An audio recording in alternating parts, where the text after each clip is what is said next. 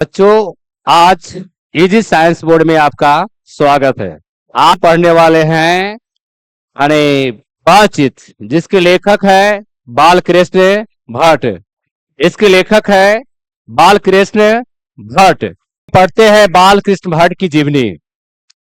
इसका जन्म जो है 23 जून 1844 ईस्वी 23 जून 1844 ईस्वी को हुआ था और इसका मृत्यु निधन 20 जुलाई 1914 को।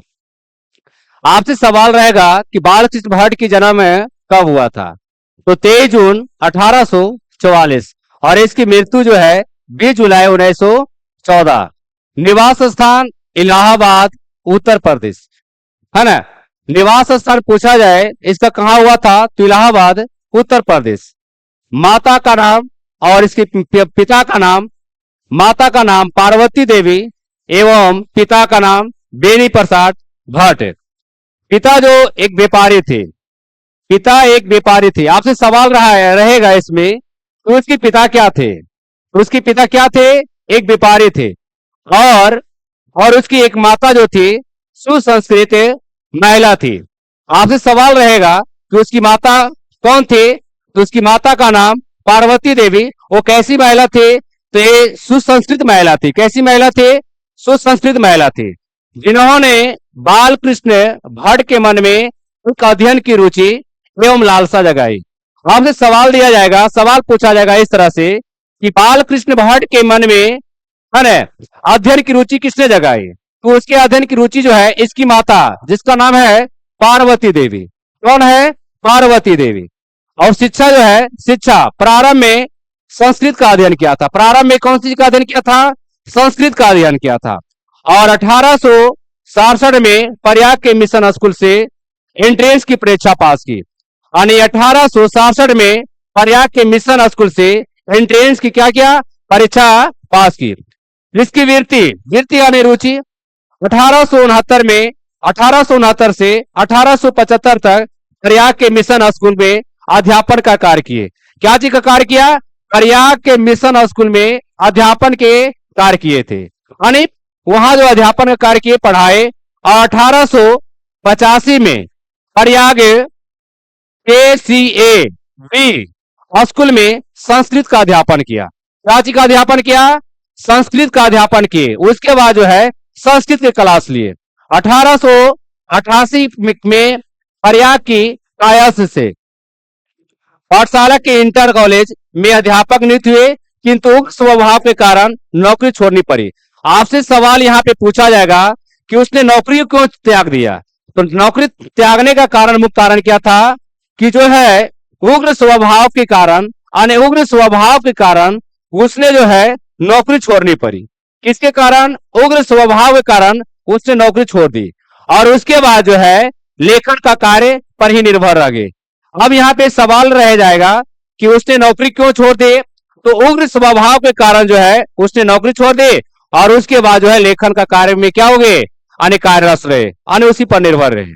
आगे हम देखेंगे विशेष परिस्थिति।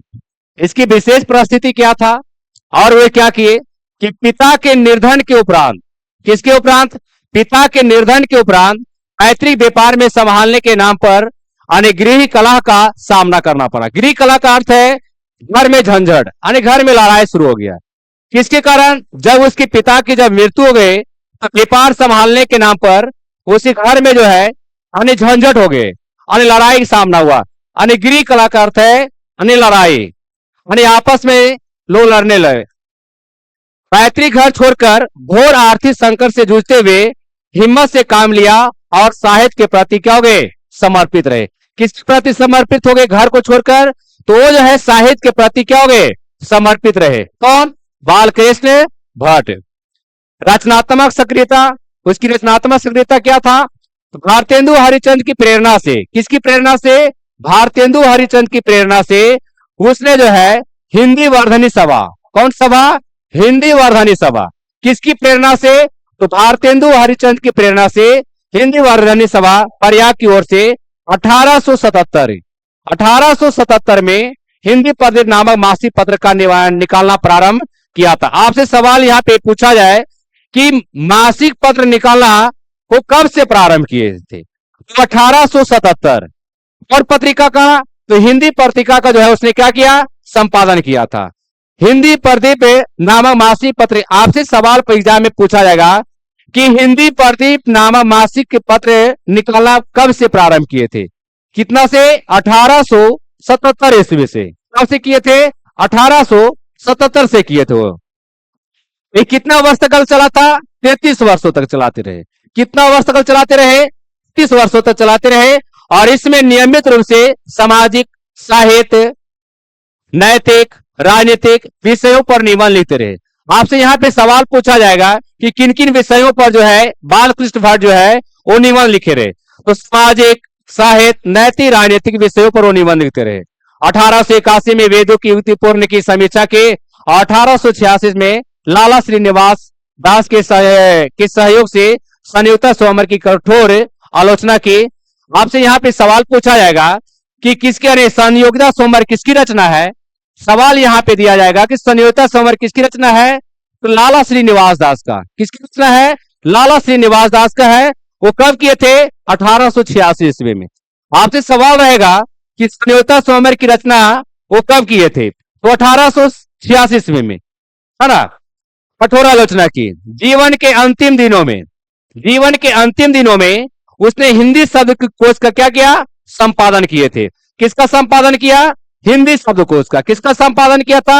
हिंदी शब्दकोश का। आपसे सवाल पूछा जाएगा कि बालकृष्ण भट्ट जो है जीवन के अंतिम दिनों में किसका संपादन किए थे? तो हिंदी शब्दकोश संपादन किए थे। किसका संपादन किया था? हिंदी शब्दकोश का।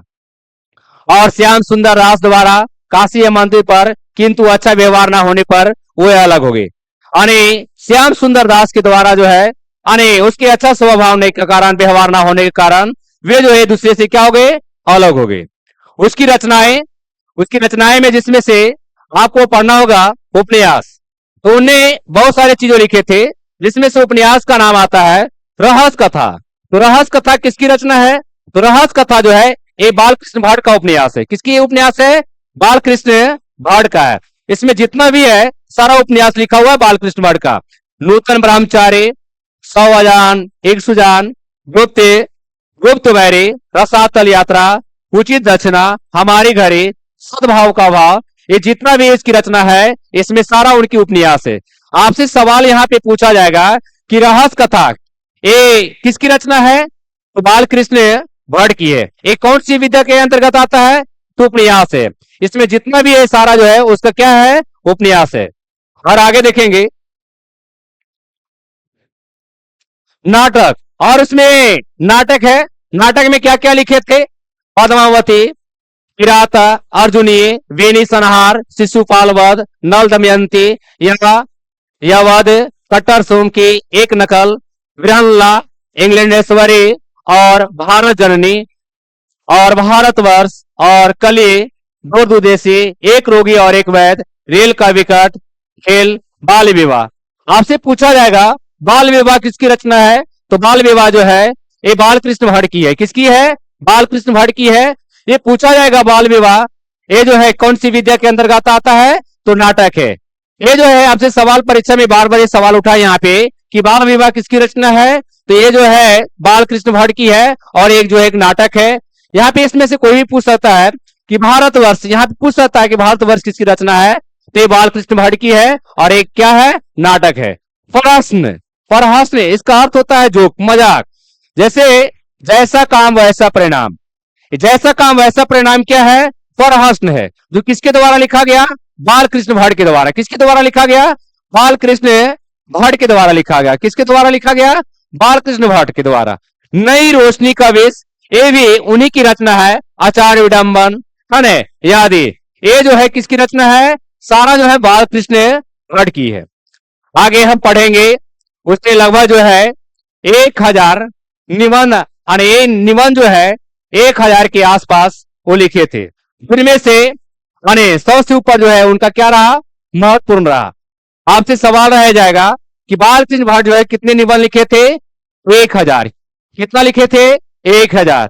कितने उनके प्रसिद्ध हुए, फेमस हुए? कितने फेमस हुए? तो उनमें से 100 से ऊपर पूछा जाए कितना, 100 से ऊपर, क्या बताइएगा, 100 से ऊपर महत्वपूर्ण रहा उसका। लिखे थे कितना, 1000 के आसपास में लिखे थे, जिनमें से महत्वपूर्ण कितना था, 1000। सॉरी, यहाँ पे कितना, आने 100 से ऊपर। भट्ट निबंधमाल नाम से 2 खंडों में यह संग्रह जो है प्रकाशित है। पूछा जाएगा आपसे, यहाँ पे पूछा जाएगा कि निबंधमाल जो है ये कितने खंडों में प्रकाशित है, 2 खंडों में। कितने खंडों में, 2 खंडों में यह प्रकाशित है। यहां पूछा जाएगा निबंधमाला ये जो है कितने खंडों में प्रकाशित है, 2 खंडों में प्रकाशित है।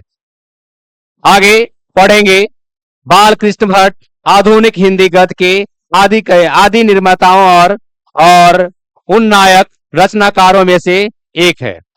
वे किस युग के कवि माने जाते हैं, तो बालकृष्ण भट्ट जो थे आधुनिक युग के, कौन युग के, आधुनिक युग के, जिसमें से गद्य थे, गद्य कवि थे। कौन कवि थे, गद्य कवि थे। और यहाँ पे पूछा जाएगा कि किस युग के कवि माने जाते हैं, तो भारतेंदु युग के। कौन युग के कवि माने जाते हैं, भारतेंदु युग के कवि माने जाते हैं।